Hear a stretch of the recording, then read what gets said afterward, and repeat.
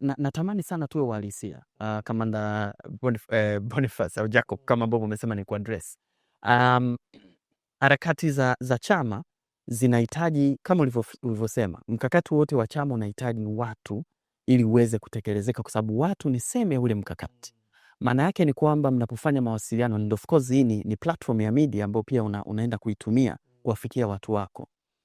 Ni muhimu sana pia wafuasi wako wajue nini kinatakiwa kufanyika. Na nakuuliza hili swali katika msingi huo wa kwamba baadhi ya wafuasi wanaonekana hilo ni eneo ambalo hawana clarity, kwamba hivi itakapofika, kwa mfano leo tumeamka ni siku ya uchaguzi, tume ya uchaguzi inaendelea na mchakato kama tunavyoona, vyama vingine vinasema tunashiriki uchaguzi. Maana yake ni kwamba siku hiyo tutakapoamka siku ya uchaguzi, mchakato wa uchaguzi utakuwa unafanyika Tanzania.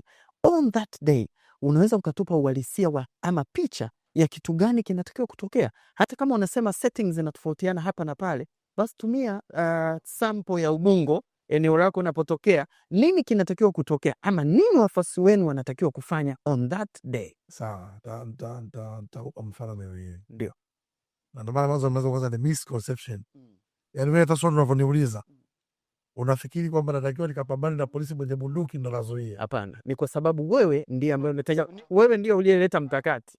Na kwa sababu wewe ndio ulileta mkakati mezani kama chama, na kuuliza utekelezaji wa mkakati unaoleta. Ujibu, lakini nataka nijaribu kwa nini wewe unafikiria hivyo. Ndio. Wewe honest, kwa sababu kutoka kiliwa nje utaona. Umesema tutazuiaje na siku hiyo kutakuwa na polisi kwenye kila kituo na wanakuwa na bunduki. Kwa wewe ile concept ulionayo ya kuzuia ni physical.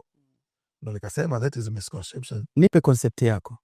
Kuna mambo makubwa kwa mifano. Ndio. Mambo makubwa mawili. Juzi kuna mtu hapa Dr. Sana anasema siku ya uchaguzi mkalale. Kuna mtu anasema hatunaomba tukazuie, bado tunaomba tukalale. Blaza, ukienda vituoni wakaja watu wa makarani waandikishaji wa upigaji kura, wakaja kituoni, kijiji hiko kisipoenda kupiga kura, wamezuia wajazuia? Kwa kiwango gani? Kwa kijiji chao, mimi naongea kituo hiko.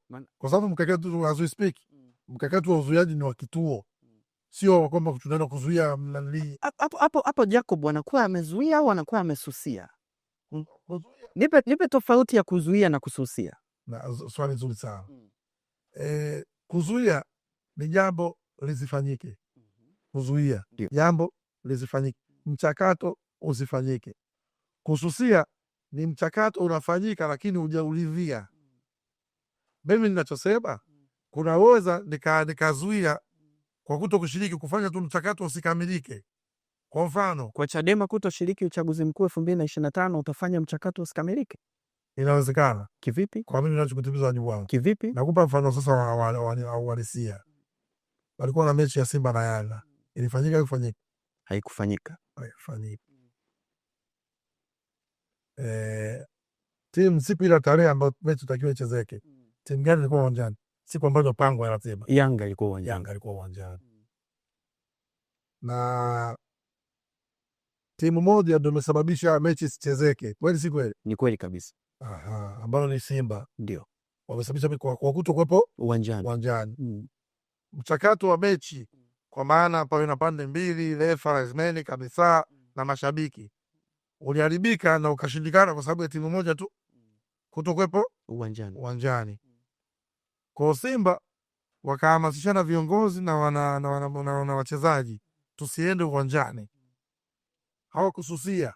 Kususia wangeacha Yanga wapate pointi 3, mechi labda ichezeke, alafu wasema turudi uwanjani, ila kipindi cha kwanza walikuwepo. Hapo wamesusa, kwa maana mchakato wote upo.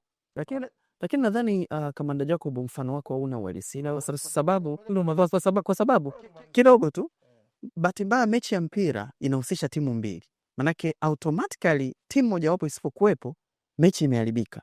Lakini ukiangalia mchakato wa uchaguzi mkuu tunazungumzia vyama 18 utanikumbusha idadi 18 manake na nyinyi hapo ni 19.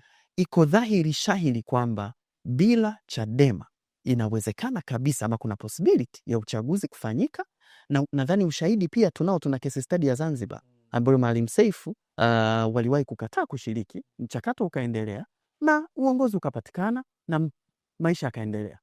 Ndio maana natamani kupata, na nimekuuliza kwenye msingi wa uhalisia, mnazuiaje uchaguzi? Bado hujanijibu kamanda. Nataka kujibu wewe tu, utaki kupokea majibu. Sasa una misconception na una majibu yake. Yale nitayapokea. Hivi kwa hiyo Simba na Yanga kwa mechi moja kutoka uwanjani, mechi ya kuchezeka, kwa sababu inahusisha tu pande mbili. Mfano wako una uhalisia, lazima tukubaliane. Nakuja para wewe nisikize mimi mwalimu, najua wewe unapochanganyikiwa. Na nikitoa mfano nataka nikufikia hapo ili nikukwamue. Karibu nikuamue. Nikisema Simba hawakutia timu uwanjani na mechi ya kuchezeka, sio kususia, wamesababisha mechi ya kuchezeka. Unaweza kaona kama Simba wamesusa, hawajaenda, lakini hawajasusa, kwa sababu kwa wameshinda wale mtu wa pili. Ukisusa maana yule anapata legit, na legit ni kanuni za michezo, kwamba timu ilikuja ilicheza kipindi cha kwanza, marefu walikuwepo, washabiki walikuwepo, ili walivyoenda half time wakurudi. Simba hapo wangekuwa wamesusia na pointi 3 wangepewa Yanga, kwa sababu kila kitu kimekamilika. Ukikwamisha mchakato usifanyike, umezuia. Sasa kabisa, narudi kwenye mfano wako wewe. Ndio kinadharia ni kweli kuna vyama 18 inadharia, lakini kwenye akili timamu vyama ni viwili, kuna CCM na Chadema, hususan kwa huko bara. Lakini kinadharia na wale 18 walikuwa na akili hiyo, kwamba iko siku moja huyu anaweza kukataa ujinga huu na ujinga huu na ujinga huu, tutapata watu wa kuzugia. Lakini leo hiyo wewe kwa miaka hii 5 sijawahi kuona hapa mnamuita Njumba kama tukuu wa Sau, sijawahi kuona wanamuita UMD, sijawahi kuona wanamuita mtu hapa wa CCJ hapa kwenye interview ukae muulize mambo ya nchi ufanye interview, kwa sababu they don't exist.